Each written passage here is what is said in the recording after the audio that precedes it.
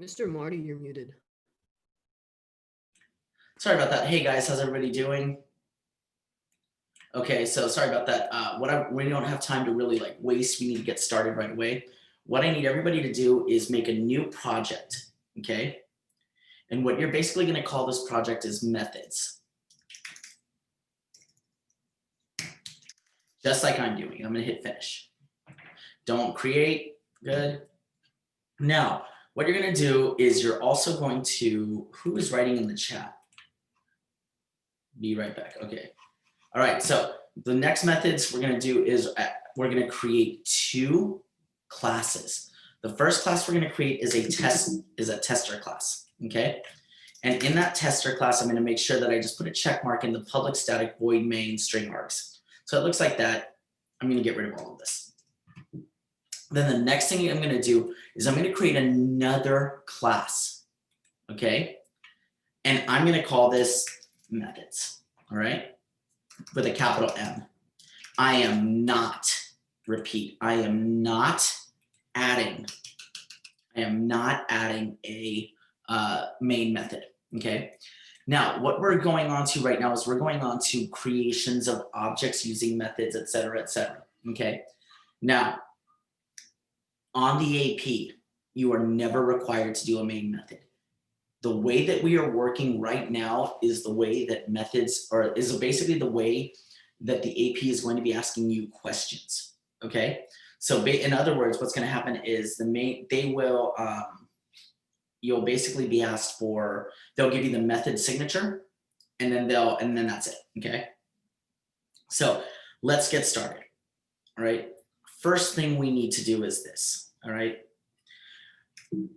I go here, I'm going to save both of these, okay? So right now, whoops, I'm going to save this and I'm going to go to my tester class, okay? So what I'm going to do right now is this, okay? We're going to go over one thing at a time, all right? I'm going to say, I'm going to create an object. And the way that I create an object is by calling on the class name, okay? So in this instance, it's methods. And I'm going to just call this methods A equals new methods, open close parentheses, and I just add a semicolon, okay? So what I have just done is I have created an object out of methods. That means that anything that is in methods will be absorbed by A, okay? Now, the way that this works is we call on the object, okay? We give the object a name, then we use a constructor, okay? We use a constructor. Now with that, the constructor is basically the way of you saying, I am done creating this object. But take a look at these parentheses, okay? Take a look at these parentheses, okay? They are empty. All right, and this is going to be a key thing that we need to know, all right? What goes in these parentheses? Starts with a P. Parameters. Parameters, okay? So right now, do you guys see how the method works? Do you guys see that it works fine, right? Okay, so here we go. Now I'm gonna go back and forth between these classes, okay? Actually, what I'm gonna do is I'll do this, hold on. There we go. Okay, so I hate it when it does that. I don't like it when it does that. There we go. So right now, I'm going to be working in methods. Let's say that I have two variables, okay? Int A and string B, okay? Int A and string B, all right? Now, in a class, in any type of class like this, in methods here, okay? First of all, what are these variables called? What are these variables called? Anybody? Are they made in any methods? No. So what would they be called? Global variables. Global variables, okay? Global variables. The same thing as they would be called in the other one. This is where it matters more. What did I not do? Initialize it. I did not initialize them. Okay, and here's the reason why. In a program, you create the variables that you think you're going to need. You let the constructor initialize them. Okay? Even if you're manually going to do it, you let the constructor do it. Understood? Now, the constructor, let me repeat what the constructor is. The constructor is basically the rules that you have to follow in order to create the object. So what we're going to do now is we're going to create the constructor for the methods. So I'm going to say public methods. I'm going to open parentheses, close parentheses, okay? Public methods. Are there any parameters in here? No. No, there's not. At this point, what I would do is I would say A equals 5, and I would say B equals John. Okay, A equals 5 and B equals John. Understood? Okay, so now take a look what happens here. I'm going to save this. I'm going to go to my tester class. Methods A equals new methods. This is a special type of method, okay? This method basically says, okay, if there's any variables at this point, construct them so that they can use the program with the values. So that means, just like the string class, you know how I say string B equals whatever and I can go B dot? Well, if I wanted to, I can now say A dot and take a look what happens. I have A for my int and string, B for my string. I can say A dot B, and that prints out John. Okay, but here's the deal, all right? Notice also, okay, notice that I have basically created this method. This constructor is empty, correct? This constructor is completely empty, and yet the program still works. I manually initialized these variables. Okay, I did it manually, right? Now that doesn't always happen, okay? So in other words, most of the time, you will do something like this, okay? Most of the time I will say int A string B, okay? And what this means is in order to use this method, you must do something called pass by value. What that means is in the constructor over here, you're going to put the values in the parameters.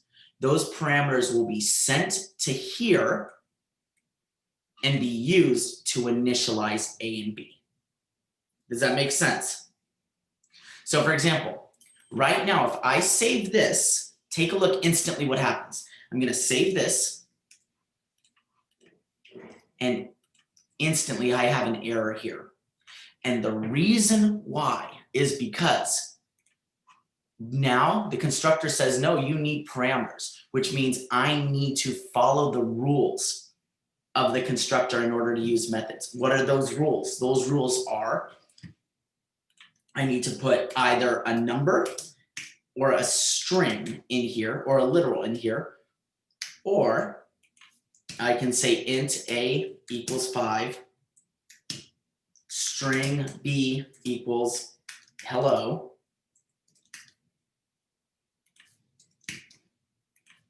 and then what happens is I can then just use the variables as long as they match, okay? Now, it matters. It really does. You see how this is int A and string B? I have an int right here. Control say, let me see, new methods, what am I missing? String B, that's fine, what's this in? Yeah. Oh, hold on, command Z. Int A, string B, that's fine, hold on, am I missing something? No, methods A equals new. Oh, I misspelled it. no. Int A equals, what error is this giving me?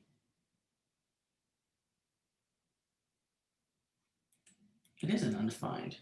It's because method is called A, but you also have an int called A. Oh, that's what it is. Gotcha. Okay. See, sorry, brain fart. Okay.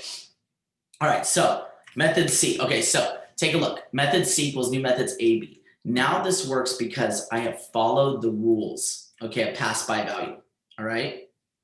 So again, what I'm doing is I'm sending parameters from this class to this class. You will not ever deal with this class on the AP. They will tell you particularly, assume that the user or that the tester class is created and is working as it should. Okay, you will basically only be dealing with this, the constructor. All right, now let's go. So take a look how there's variables here. Okay, this one uses A and this one uses B.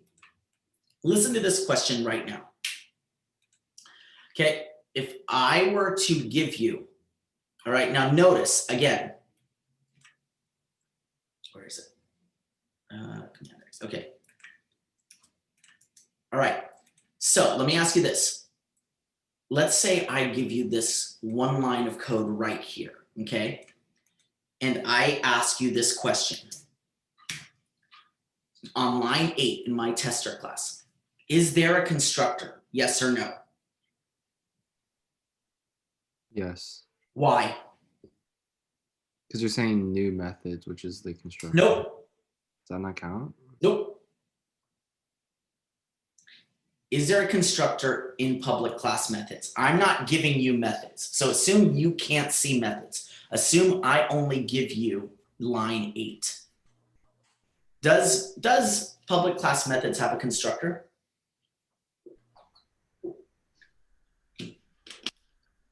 Yes or no? Given the error message on line 8?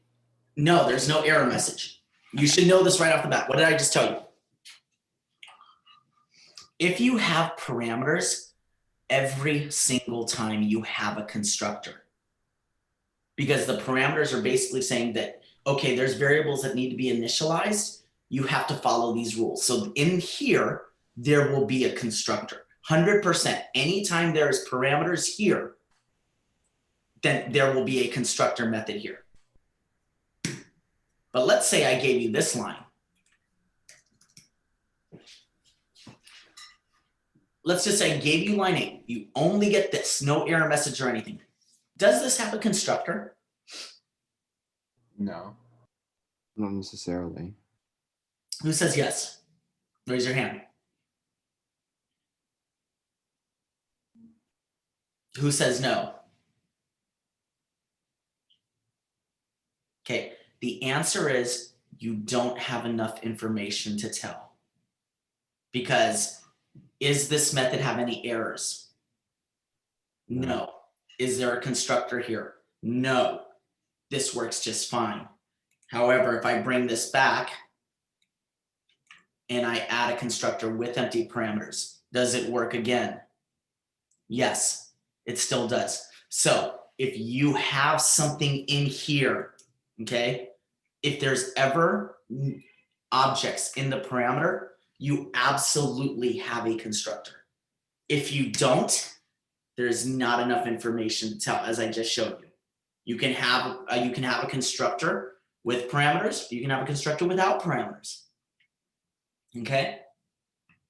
So most of the time, you will not deal with a constructor with parameters. Okay. Most of the time, you will not deal with a constructor without parameters. Most of the time, you will deal with a constructor that has parameters. Okay. And like I told you, the constructor's purpose, again, let me repeat this. The constructor's job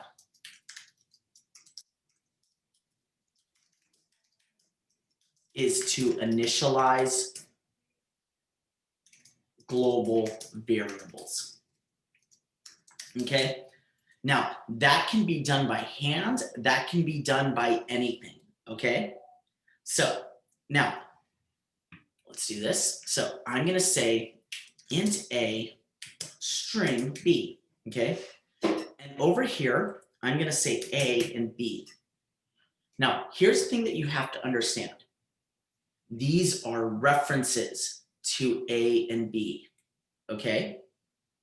Notice that I have A here and A here. I have B here and I have B here, right? I have those, okay? Now, you don't have to repeat. Let me tell you again. So A, this, you can use the same names if you want to, A and A, et cetera, et cetera. This A has no idea that this A exists. This B has no idea that this B exists. All this constructor knows is that, oh, A equals 5, 5 is being stored in here. Hello is now being stored in here. The names don't matter, okay? So now what would happen is this, okay? All right, so more than likely what would now happen is you would say, okay, A is equal to A and B is equal to B. Notice that there's no error, right? No error, right? But let's say that I printed out C dot B, okay? And I run this. It's null. What if I printed out A? It's 0. Here's why. These are what we call dummy variables. They're called dummy variables, okay? Their sole purpose is just to store temporarily data from here to be used within the method. Now, in the constructor's purpose, okay, it is just to temporarily store it so that we can use that data to initialize. But when we say A equals A, notice that we don't have an error. What happens is A dumps its data and then it defaults back to its natural state. Now, this unfortunately calls on that natural state when we do this. So what we do is we use a keyword, this, and we say dot A, and this dot B. When you say this, you're basically saying, okay, take whatever's in A here and store it in this A, or basically the global A. So now if I run this, notice now I have 5. If I run this, now I have hello. Okay. So we have global variables, we have local variables, or what we call dummy variables. They're just there to temporarily store data.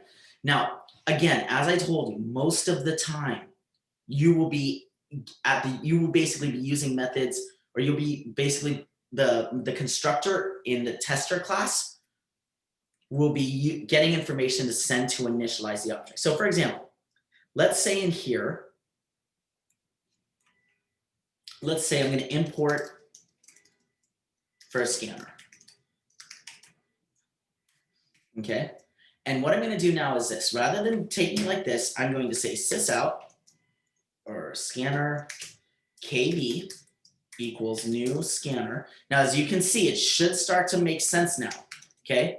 What am I doing? This is the name of the class. This is the object name. Here's the constructor. Does scanner have a constructor? Does the scanner class have a constructor? How do I know, Dylan? Because it passes in a parameter. Exactly. It has a parameter passed through it. Okay. So now what I'm going to do is this. This is 9 times out of 10 the way that you will be using programs from now on. Sysout. What's your age? And then I'll say kb.next or int age equals kb.next int. And then the next thing I'm sorry guys, I'm having a brain fart. Okay, and then the next thing I'm going to do, sysout. What's your first name? Okay. And then I will say string name equals kv.next. All right, and then what I will do is I will then say, I'm going to create the object. So I'm going to use age and I'm going to use name. Now don't get confused. Even though this is int a string b, even though because it takes, I can't put them in any order. I have to follow the order that the method tells me to follow. Okay. So for example, method c equals new methods. I'm going to go back to age and name. And now what I'm going to do is method C now exists. Its variables A and B have been initialized with whatever you typed in for age and whatever you typed in for name. So if I say hello plus, now what would I do to call on the name from this object? C.B. Dot name. C.B. So again, you should realize, okay, because again, what's happening? The method name is C, but which one? Obviously, we would change this to name and stuff like that, okay? C.B. Okay, another thing I want to tell you also real quick, I should have also gone over this. Now I use this because it's common. I can say int age string name. If my variable names don't match, I don't have to use this. So I can say age equals A and name equals B. A lot of times what they'll do is, so for example, right now this works fine, okay? So right now I would go C dot name. So if I were to run this now, what is your age? I'm gonna say 817, Javi. Hello, Javi. My information gets stored in this variable here, in this constructor. So I say hello plus C dot name, et cetera, et cetera. So we're good. Now, the next thing that we're going to do, okay, the next thing, okay? So we have C dot name, sorry. So let's say that I wanted to just make everything match, okay? Name, age and name, just because this helps me, they match. So I have to make sure I add this and I make sure that I have this. This is my preference, okay? I like doing it this way because it keeps me organized with my variables and what is going into what. You don't have to do that. You could put A and B and just use age and name, okay? Does anybody have any questions about that? All right, now, again, just briefly going over what we're learning so far. In a class, we create our variables. Now, you'll notice in your book and in some other types of books, like if you have a Barron's book or something like that, for some reason, they put their global variables at the bottom. It doesn't matter if they're, so for example, if you're reading a program and you don't see the global variables at the top, look at the bottom. More than likely, they're there at the bottom, okay? It's user preference. So if you, for example, I can just put them here. As long as they're somewhere in the program, they're fine, okay? I don't know why why programmers get into the habit of putting them all the way at the bottom. I think it's stupid, but believe it or not, many programmers do. Okay, you do not initialize. Can I initialize? Absolutely, I absolutely can. And now, even though this is John, this will be overridden in the constructor, okay? Another thing I can do, just so you know, is when I'm creating my object, I don't have to initialize every single method or variable. So for example, I can just say name equals hobby. I can manually do it. The key thing though is, so basically when I come back over here, I just get rid of this parameter to use it correctly. Understood? So for example, let's say that we were making a bank account. Okay, let's say we were making a bank account, right? Let's start off there, okay? So what we're gonna do is I'm going to So hold on one second. Oh, what did I? Oh, age, that's fine. What did I? Oh, did I hit some? Oh yeah. No, that should still work fine.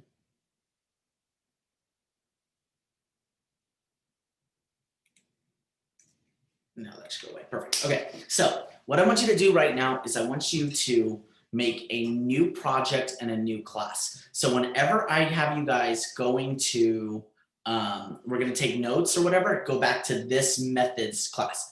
So we're going to make a new Java project. Oops, hold on, I don't want to do it there. New Java project, and I'm going to call this bank account, because a bank account is like the best way to learn this. And I'm going to hit don't create. And then what I'm going to do is let me close both of these, and I can come back to them. I'll go back to them later. I'm going to create two new classes. My one with my main method, I'm going to call tester. And then my other one with all my methods is going to be called account. It does not have the main method.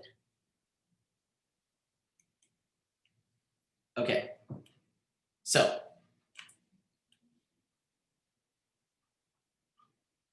okay, give me 1 second.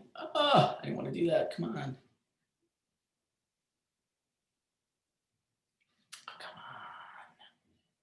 on. There we go. All right, I don't care for right now. Okay, so the first thing I want to do whenever I'm creating an account, okay, first thing I want to do is this. All right, so right off the bat, let me ask you this. When you're creating a bank account, what's a variable that you're probably going to need? Password. Well, first I would probably start off with name, right? Okay. What else am I probably going to need?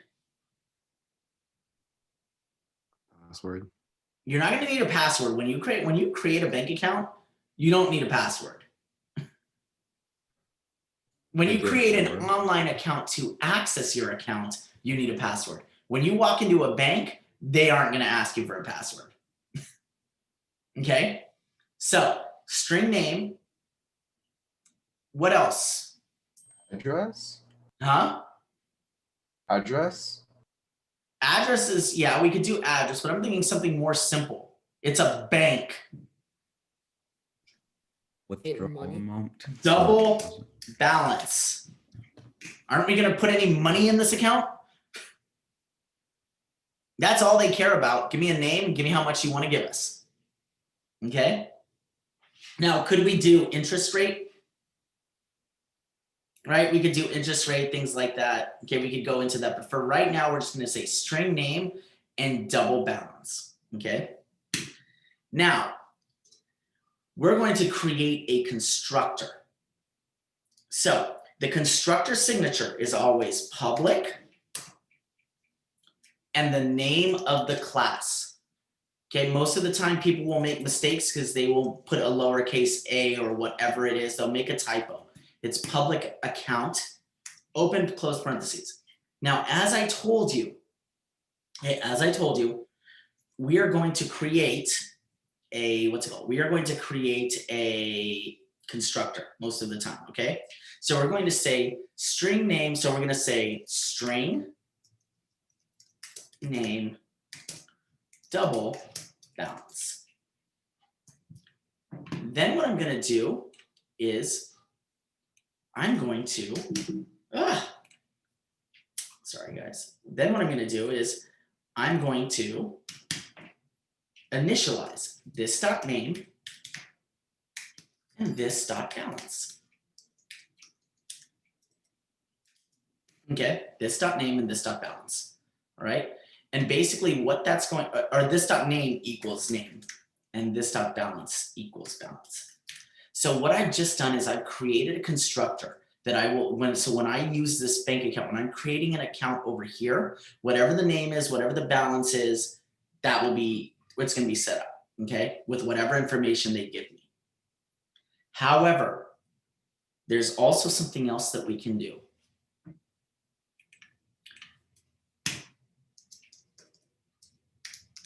Public account, open parentheses. And we're going to say name equals null and balance equals 0. And basically what I have just done, notice I now have how many constructors? 2. Two constructors. Anytime you have two constructors, okay, anytime you have two constructors, you're either going to have this constructor here that initialize everything, which is basically going to be the main one, or one without anything. This one is called a default constructor. The reason why is because when I go over here and I say account ACC1 equals new account, by default, it will find this one and just go ahead and do this by default. If I put in John and let's say 45, it will then use this constructor. You won't ever see this on the AP, but you will see this on my exams. Again, this is called the default constructor. Okay, you can have two constructors. You can have more constructors, but this is generally the pattern that you're going to see. Okay, now, again, 9 times out of 10, you're gonna see just this, okay, where you actually are using the parameters. But you will have times where there is a default constructor, okay? So, and again, what we've done is we just initialize it. Now this is, let's just say they were like, okay, I want you to create a second account. We have the person coming in, we don't have their information, but go ahead and just create the account for them. That happens a lot.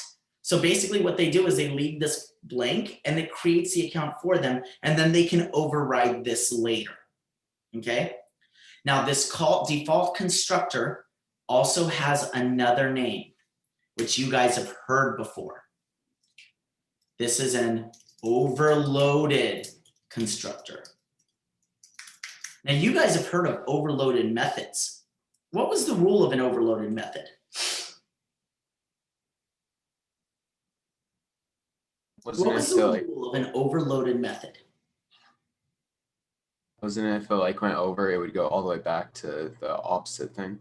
What? If it went over the maximum like value of it, it would go all the way to the lowest value of the thing. That's integer min and integer max. No. No. Overloaded constructor, if you guys remember when we were using the math class, we had two absolute value methods, one for ints and one for doubles. Remember, min and max had one for ints and one for doubles.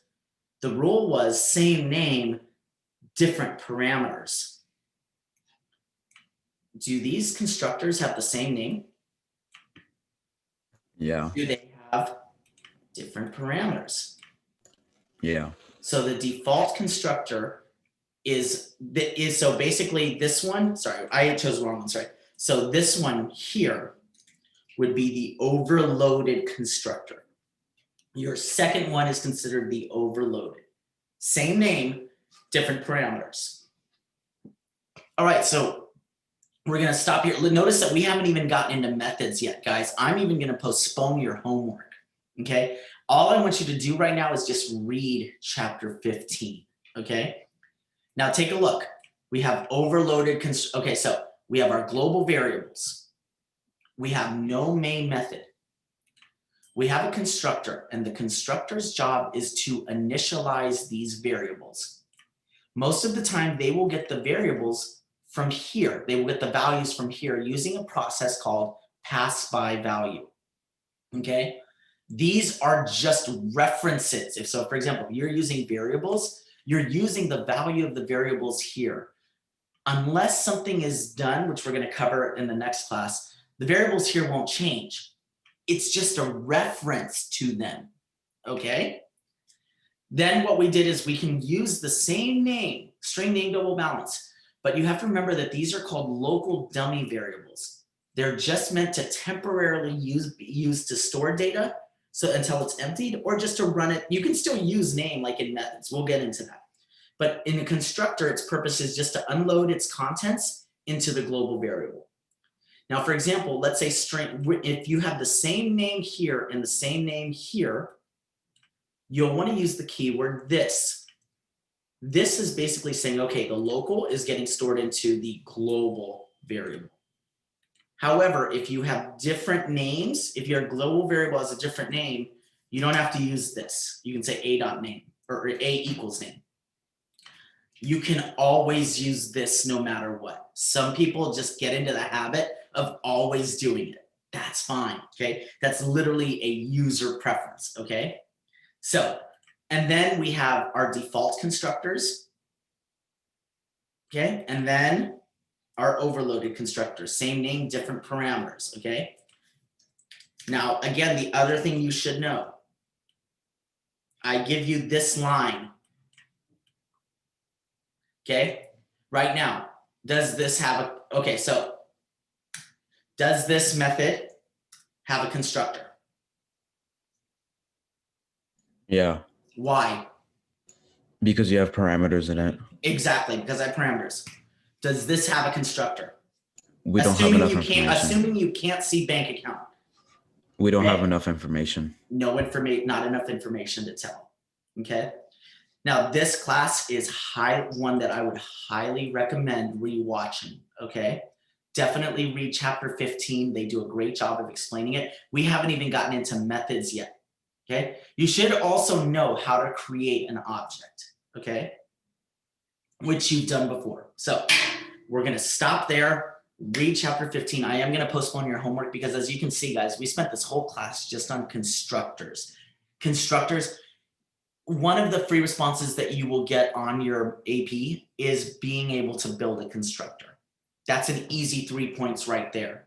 So I told you you'll have one problem where you'll have to use a for loop, which is 3 points, and knowing how to do a constructor. Okay, knowing that you get 4 free points, that's 10 points out of 40 right there. Okay, understood? So that's that for right now. Adhesive also has some good information on the object creation, so take a look at that as well, okay? All right, I'm gonna get this class up ASAP. Does anybody have any questions before we get out? Homework is gonna be postponed.